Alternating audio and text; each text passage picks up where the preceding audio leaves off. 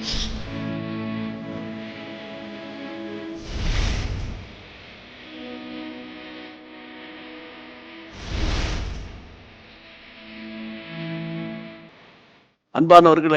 கர்த்தருக்குள்ளே சந்தோஷமா இருப்பீங்கன்னு நான் நம்புகிறேன். கர்த்தருக்குள்ளே சந்தோஷமா இருப்பதுதான் தேவ சித்தம். கர்த்தருக்குள் சந்தோஷமா இருங்கள், சந்தோஷமா இருங்கள் என்று மறுபடியும் நான் உங்களுக்கு சொல்லுகிறேன்னு பவுல் சொன்னதை உங்களுக்கு நான் நினைவுபடுத்துகிறேன். கர்த்தர் நடத்துவார். அக்டோபர் மாதம் 3ஆம் தேதி ஆண்டவர் என்ன சொல்ல விரும்புகிறார் வாசிக்கிறேன், கவனிங்கள். அப்போஸ்தலர் நடவடிக்கைகளின் புத்தகம் 4ஆம் அதிகாரம் 31ஆம் வசனத்தில், அவர்கள் ஜெபம் பண்ணின போது அவர்கள் கூடியிருந்த இடம் அசைந்தது. அவர்கள் எல்லாரும் பரிசுத்த ஆவியினாலே நிரப்பப்பட்டு தேவ வசனத்தை தைரியமாய் சொன்னார்கள். கர்த்தருடைய பிள்ளைகள், அவர்கள் ஜெபம் பண்ணின போது கூடியிருந்த இடம் அசைந்தது.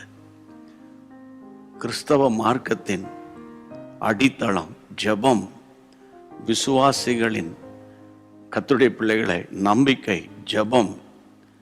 கர்த்தருடைய ஊழியர்களும் விசுவாசிகளுக்கு கர்த்தர் கொடுத்த சர்வ ஆயுதம் ஜெபம். சாத்தான் நடுங்குகிற ஒரே ஒரு ஆயுதம் ஜெபம், ஜெபம், ஜெபம். அப்படியானால் இன்றைக்கு இந்த வசனத்திலிருந்து ஒரு தீர்க்க தரிசனம் உங்களுக்கு நேராய் வருகிறது.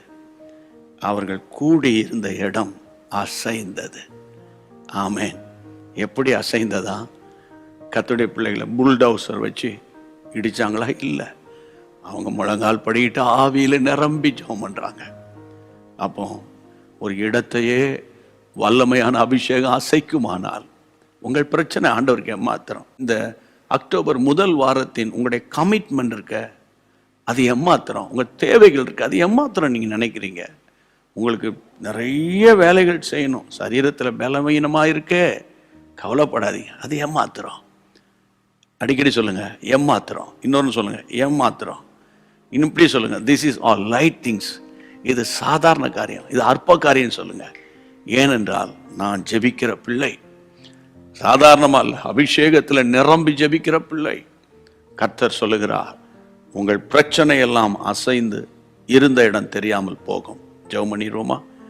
கையை வைத்து அப்படியே, எங்கள் பரிசுத்தமுள்ள நல்ல ஆண்டவரே, உம்முடைய நாமத்தினால ஆண்டவரே, அபிஷேகம் இடங்களை அசைக்குமானால், அபிஷேகம் சத்துருவின் கோட்டைகளை அசைக்குமே, அபிஷேகம் கட்டுகளை அறுக்குமே, அபிஷேகம் பிரச்சனைகளை கொண்டு வருகிற அலங்கத்தை அசைக்குமே. உம்முடைய பிள்ளைகளுக்குள்ளே ஊற்றப்பட்டிருக்கிற அந்த அபிஷேகத்தின் வல்லமையினால ஆண்டவரே, இன்றைக்கு அவர்கள் ஆச்சரியமான தகவல்களை கண்களால பார்க்கட்டும், காதுகளால கேட்கட்டும், தேவ பிரசன்னத்தில் களி கூறட்டும், நடக்காதவைகள் நடக்கட்டும்.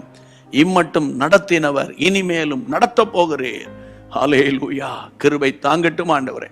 உம்முடைய பிள்ளைகளுக்கு ஒரு தைரியத்தை கொடுக்க போகிறீங்க. ஆமேன். ஒரு தைரியம் உம்முடைய பிள்ளைகளுக்கு வரப்போகிறது.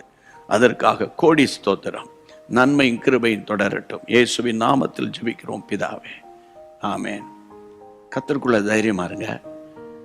நேரம் கிடைக்கும் போதெல்லாம் அப்படி ஜெபம் பண்ணிக்கிட்டே இருங்க. அபிஷேகத்தில் நிரம்பி பற்பல பாஷைகளை பேசி பேசி ஜெபம் பண்ணுங்க. ஆமேன். பலவான் ஆமன் இருந்த இடம் தெரியாம சுக்கு நூறா ஆமேன் ஓடி போவான். கர்த்தருக்கு ஸ்தோத்திரம். மீண்டும் கர்த்தர் சித்தமானால் சந்திக்கலாம். நீங்க எனக்கு செய்ய வேண்டிய பெரிய உதவி ஒன்று இருக்கு. அது என்ன தெரியுமா? இந்த செய்தியை குறைந்தது ஒரு 50 பேருக்காவது நீங்கள் அனுப்பணும். சரியா?